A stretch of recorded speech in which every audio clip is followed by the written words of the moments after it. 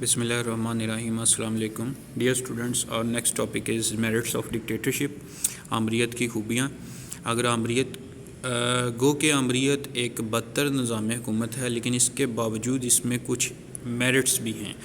ان میں سب سے پہلی ہے کہ مضبوط حکومت. جب اقتدار ایک شخص کے پاس ہوگا اور تمام اختیارات اس کے پاس ہوں گے اور کوئی اپوزنگ فیکٹر نہیں ہوگا، کوئی اپوزیشن نہیں ہوگی، تو آٹومیٹکلی یہ نظام اتنا مضبوط ہوگا، حکومت اتنی مضبوط ہوگی کہ اس کو چیلنج کرنے والوں کو تو ویسے ہی کچل دیا جاتا ہے. تو اس نظام میں افراتفری، انتشار اور بد امنی کی جو ہے وہ اجزاء جو ہے وہ جنم نہیں لے پاتے. اور آمر کی جو لامحدود قوت ہے اس کے سامنے کوئی دم نہیں مار سکتا.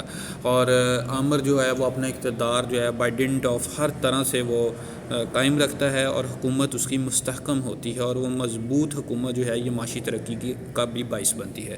دوسرا ہے کہ فوری فیصلے. جب ایک ہی شخص ہے، برعکس جمہوریت کے برعکس اس میں کیا ہوتا ہے کہ ایک ہی شخص ہے، اس نے خود ہی فیصلہ لینا ہے، اور اس کو بہت زیادہ مشورے دوسری سیاسی جماعتوں سے کرنے نہیں پڑتے کیونکہ وہ ہوتی نہیں ہیں، اور وہ اپنی مرضی کے مطابق جو ہے فوراً فیصلے لیتا ہے. اور وہ فیصلے صحیح بھی ہو سکتے ہیں، غلط بھی ہو سکتے ہیں، لیکن جو فیصلہ سازی کی قوت ہے وہ اس میں بہت زیادہ سپیڈی ہوتی ہے، جس کی وجہ سے ایمرجنسی یا کرائسس کی صورت میں یہ نظام حکومت جو ہے وہ پسند کیا جاتا ہے. یہی وجہ ہے کہ روم کی جو ریاست تھی ماضی میں، اس میں ایمرجنسی کی صورتحال میں باقاعدہ پارلیمنٹ جو تھی ان کی وہ آمر کو چنتی تھی.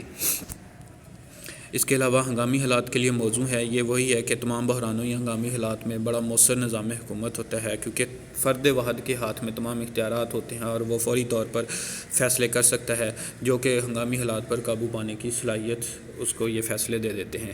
بلکہ اسی طرز حکومت سے اس کی اس خصوصیت سے متاثر ہو کر ہی ایون جمہوریت کے اندر بھی، جہاں پر پارلیمانی نظام حکومت ہو یا صدارتی نظام حکومت ہو، وہاں پر بھی صدر یا وزیر اعظم کو ہنگامی حالات کے اندر جو ہے وہ بہت زیادہ اختیارات حاصل ہو جاتے ہیں. یہ کلاز رکھ دی جاتی ہے آئین کے اندر کہ ہنگامی حالات میں ایکسٹراڈینری میئرز لینی پڑتی ہیں، اور یہ جو ایکسٹراڈینری میئرز ہوتی ہیں ان ظاہر ہے کہ ان کو اٹھانے کے لیے، ان اقدامات پر مکمل طور پر ان کا نفاذ کروانے کے لیے طاقت ہونا لازمی ہے، اور وہ طاقت پھر سونپ دی جاتی ہے وزیر اعظم یا صدر کے دفتر میں، اس کی پوزیشن میں، اور وہ اس کو استعمال کر سکتا ہے. یہی وجہ ہے کہ سیکنڈ ورلڈ وار کے دوران چرچل کو بے پناہ اختیارات حاصل ہو گئے تھے. کابینہ نے اس کو اختیارات سونپ دیے تھے، تمام پارلیمنٹ نے اس کو اختیارات سونپ دیے تھے. تو اس کے بعد یہ ہے کہ پالیسی میں تسلسل ہوتا ہے. آمریت چونکہ مضبوط اور مستقل ہوتی ہے، عام طور پر جو آمر ہوتا ہے اس کو خونی انقلاب کے ذریعے سے ہٹایا جا سکتا ہے، یا جب تک وہ مر نہیں جاتا تب تک جو ہے وہ اس کا اقتدار قائم رہتا ہے. تو اس لیے وہ اپنی پالیسی کو مستقل طور پر جاری و ساری رکھتا ہے. جبکہ جمہوری حکومتوں میں کیا ہوتا ہے کہ ہر 5 سال بعد 4 سال بعد حکومتیں تبدیل ہو رہی ہیں، اور ہر آنے والی حکومت پچھلی حکومت کی پالیسی کو عام طور پر فالو نہیں کرتے، بلکہ اپنے منشور کے مطابق اپنی پالیسیوں کو ترتیب دیا ہوتا ہے ان کو فالو کرتی ہے، جس کے نتیجے میں وہاں پر پالیسیوں میں تسلسل نہیں ہوتا. جبکہ آمریت کے اندر پالیسیوں میں مسلسل تسلسل پایا جاتا ہے، اور حزب اختلاف کی عدم موجودگی کی وجہ سے پروگرام پر عمل کرنے میں بھی کوئی رکاوٹ پیدا نہیں ہوتی. اسی طرح سے قومی اتحاد ہوتا ہے. قوم کے اندر کسی قسم کی ڈویژن نہیں ہوتی، کیونکہ سیاسی جماعتیں نہیں ہوتی، سیاسی جماعتوں پر پابندی ہوتی ہے، پارٹی بازی، سیاسی گروہ بندی ختم کر دی جاتی ہے. تو وہ مذہب کی بنیاد پر، لسانی بنیادوں پر، کلچر کی بنیاد پر، نظریاتی بنیادوں پر جو پارٹیاں بنتی ہیں وہ سب چونکہ ختم ہو جاتا ہے، تو لوگوں کے اندر ان بنیادوں پر جو ڈویژن ہوتی ہے اس کو بھی ختم کر دیا جاتا ہے. ریاست کی تقدیس کا، ریاست کی بالا تری کا نعرہ لگایا جاتا ہے، اور لوگ ریاست کے پرچم تلے ایک ہو جاتے ہیں، اور ان میں اتحاد پایا جاتا ہے.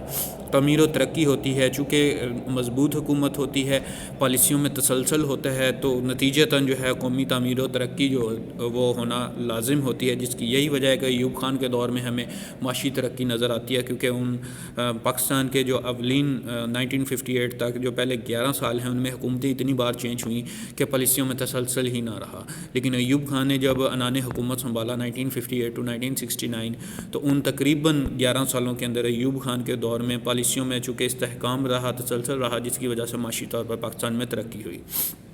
تو پالیسیوں میں مضبوط حکومت ہونے کی بنا پر، اپوزیشن نہ ہونے کی بنیاد پر، اور ایک جیسی مسلسل پالیسی کے نفاذ کی وجہ سے تعمیر و ترقی ہونا اس میں لازم ہو جاتا ہے۔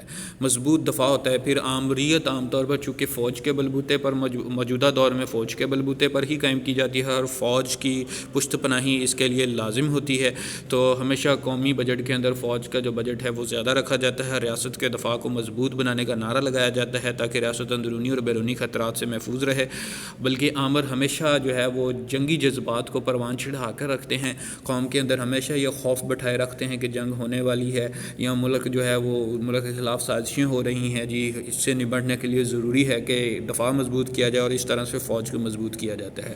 تو جرمنی اور اٹلی نے مختصر عرصے میں ہی دنیا کی درجہ اول کی فوجی طاقتیں بن گئی تھیں۔ حالانکہ ورلڈ وار 1 میں ان کو شکست ہوئی تھی 1914 to 1918 میں ان تک، جب ورلڈ وار 1 ختم ہوئی ہے جنگ عظیم اول، ان کو شکست تھی۔ اس شکست کے نتیجے میں بری طرح سے ان کی فوجیں، ان کی معاشی صورتحال تباہ ہو چکی تھی، لیکن 1918 سے 1939 مختصراً عرصے میں تقریباً 21-22 سال کے عرصے میں دوبارہ سے ہٹلر اور مسولینی نے اپنی قوموں کو نہ صرف کھڑا کیا بلکہ ان کا دفاع بھی بہت زیادہ مضبوط کر دیا۔